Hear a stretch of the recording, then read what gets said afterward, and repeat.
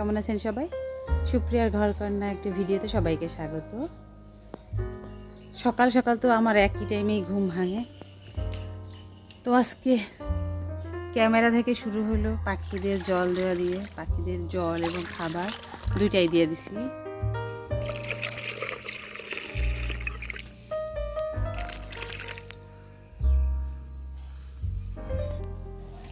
রাতে হয়েছে বৃষ্টি, চারপাশটা একেবারে ঠান্ডা হয়ে গেছে।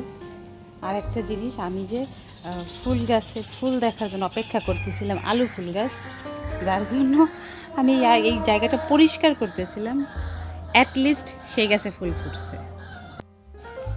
এই হচ্ছে আলু গাছের ফুল, অনেকটা কলমি ফুলের মতোই, বাট আমি কখনো দেখি নাই। এখানে একটা ফুটেছে আর এখানে একটা ফুটেছে। আমি আজকে এই পুরো আলুর বাগানটা পরিষ্কার করব। একেবারে জঙ্গল হয়ে গেছে, এই জায়গাটা পরিষ্কার না করলেই না। সকালবেলা আমার এই বাগানটায় আসলে না সত্যি মন ভরে। হয়তো আমার সবজি পরিমাণ কম, কিন্তু ভালো লাগাটা অনেক বেশি। আবার শিম গাছেও ফুল চলে আসছে। যে ছোটো আকারে যে শিম গাছটা ছিল, ভুল করছি, আমি এখানে সব শিম বিচি একসাথে দিছিলাম। আমি যদি একটু ভাঙা ভাঙা করে দিতাম, একটু ওদিক ওদিক সরাইয়া দিতাম, তাহলে মনে হয় বেটার হইতো। এক জায়গায় সবই হয়ে গেছে। পরবর্তীতে যে লাউ গাছগুলো লাগাইছিলাম সেইগুলোকে এখন মাচায় ওঠা শুরু করছে। আর বিশেষ আর একটা ব্যাপার, সেটা কদিন পরে শেয়ার করবো লাউ গাছ নিয়ে, এখন বললে নজর লেগে যাবে। কয়েকটা ঢেঁড়স পাকাইছিলাম যে এর বিচি আলাদা করে লাগাবো, তো একটা শুকাইছে, এই পাশে শুকাইছে। আর উচ্ছে গাছেও ফুল আসা শুরু করছে, উচ্ছেও আর কিনবো না। যাই হোক, চলুন তাহলে এখান থেকে ভিডিওটা শুরু করি। আমি গরম জল নিয়েছি খাওয়ার জন্য, বাট এখনো খেতে পারিনি। ও পাশে মা দিতেছে গোপালের সেবা, সকালবেলা যেটা থাকে। সকালে গোপালের সেবাটা মাই সম্পূর্ণ দেয়। আমি একটু গোপালের চাদর বোনানো শুরু করছিলাম, সময়ই পাই না সেটা কমপ্লিট করতে। আজকে ভাবছি দেখি একটু ধরবো, না ধরলে তো হবে না। একটু বেশি করেই আটা মাখছি, কিছু রুটি এখন ভেজে আমি আর মা খাবো, আর বাকিটা হচ্ছে একটু এপিট ওপিট সেকে ফ্রিজে রেখে দেবো, যাতে আমার সকালবেলা যে তাড়াহুড়োর সময়টা, ওই সময়টায় আমি খুব সহজে বের করি না, ভেজে নিতে পারি। দেখেন সকালেই পারি, কিন্তু ও একটু বেশি তাড়াহুড়ো লাইগা যায়। কোনো দিন যদি কোনো তরকারি একটু শক্ত হয়ে, মানে বেশি ভারী তরকারি হয়, তাহলে কিন্তু সেদিন আমার খুব দ্রুত কাজ করা হয় না। তার জন্যই একটু রুটিটা করা থাকলে ঝামেলাটা কম থাকে।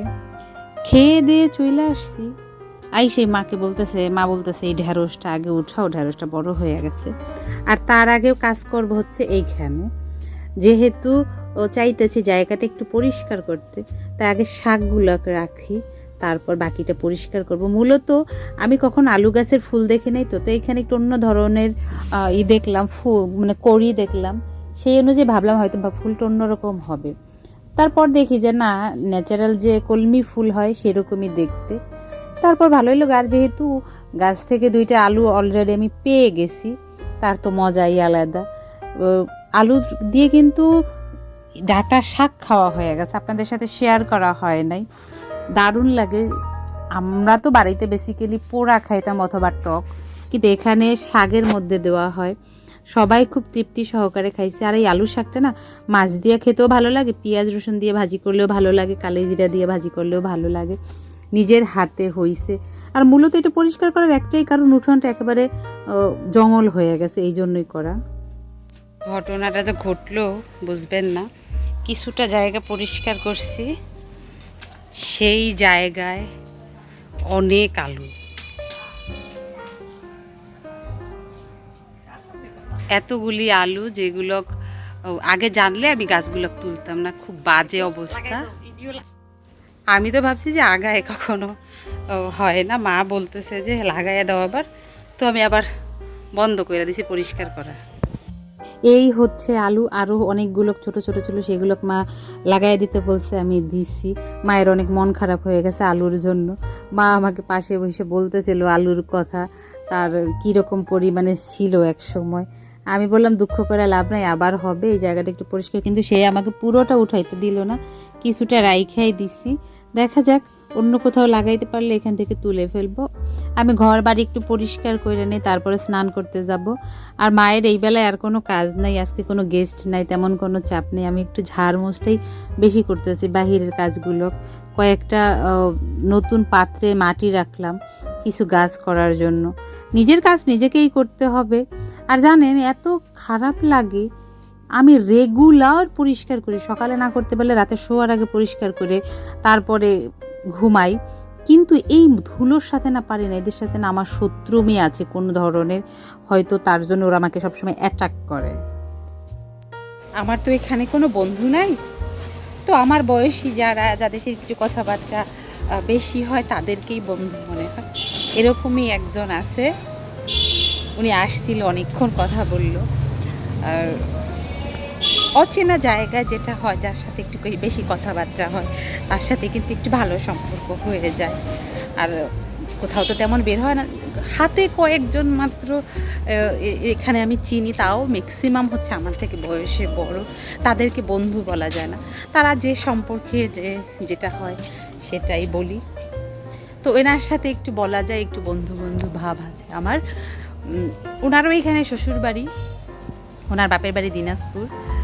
এই আর কি, একটু মাঝে সাঝে টুকটাক কথায় উনি আসছিল, অনেকক্ষণ বসতে। উনি একটা জব করে, সম্ভবত জবটা উনি ছেড়ে দিছে কোনো কারণে, পারিবারিক কোনো কারণে। যাই হোক, তার প্রত্যেকের জীবনের একই আছে। তো আসলে মূলত কথাটা বলা এই কারণেই যে আমরা মানুষ বিভিন্ন সময় বিভিন্ন প্রয়োজনে নতুন নতুন মানুষের সাথে পরিচয় হয়। হয়তো কোনো রক্তের সম্পর্ক থাকে না, কিন্তু আত্মার একটা সম্পর্ক থাকে, যার জন্য খুব ভালো একটা সম্পর্ক তৈরি হয়। অচেনা মানুষটাও চেনা হয়। যেমন হচ্ছে আমার ইউটিউব পরিবার, সেখানে কিন্তু আমি কাউকে চিনতাম না, কিন্তু তারপরও তাদের সাথে আমার খুব ভালো সম্পর্ক। একদিন তাদের সাথে কথা না বললে ভালো লাগে না, তাদের ভিডিও না দেখলে ভালো লাগে না। তাদের ভিডিও দেখার পরে আমি সত্যি মোটিভেট হই। অনেকে বলতে পারেন যে তার দেখা দেখি আমি ভিডিও বানাই, তার দেখা দেখি কথা বলি, কিন্তু আসলে নিজের মানুষ মনে করি যাদের, তারা যদি এরকম মনে করে তখন আর কষ্ট করে রাখি বলেন। কিন্তু আমি না, সেটা মনে করি না কখনো। আমি মনে করি আমার নিজের মানুষ, তারা মাইন্ড করবে না। এই হচ্ছে নিজের মানুষের প্রতি একটা দায়িত্ব, একটা আবদার, একটা ভালোবাসা, তাই না? মাকে বাথরুমে পাঠিয়েছি স্নান করতে, মার সম্ভবত স্নান করা হয়ে গেছে। এখন আমি বাথরুমে ঢুকবো, স্নান করে এসে একটু ভাত বসাবো, তারপর দুপুরের খাবার খাবো। আজকে থেকে নতুন একটা কাজ শুরু করব, দেখি কতটা কন্টিনিউ করতে পারি কাজটা। এখানে এসে রোজ আমি বসি, আর ঠিক এই টাইমে এই গাছটা এত বেশি চড়ুই পাখি থাকে, 5-6টা থাকে। যখনই আমি ক্যামেরাটা ধরলাম তখন কয়েকটা উড়ে গেছে। আপনারা দেখতে পারছেন কিনা বুঝতে পারতেছি না, দারুণ কিচির মিচির আলাপটা থাকে। দুপুরে স্নান টান করে খাওয়া দাওয়া হয়ে গেলো। আজকে খাওয়া দাওয়া জবরদস্ত ছিল, দারুণ খাইছি।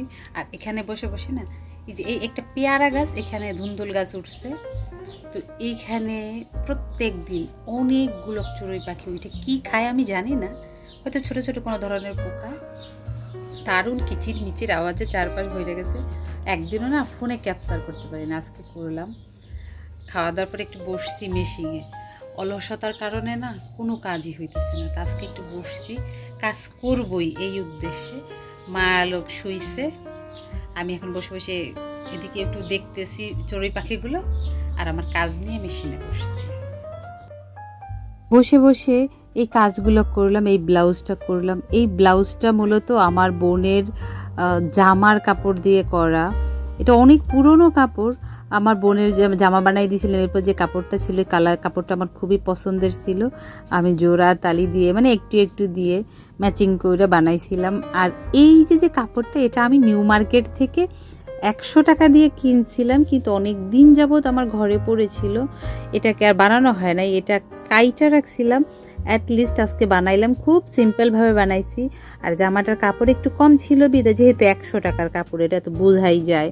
হাতাটা একটু ছোট হয়েছে, মানে 3/4 হাতা আমি যেমন পরি ওরকম না, ওর থেকে শর্ট হয়েছে একটু, তার জন্য বাসায় পরে ফেলতে পারবো। কাপড়টা আমার অনেক পছন্দের, কালারটাও অনেক সুন্দর।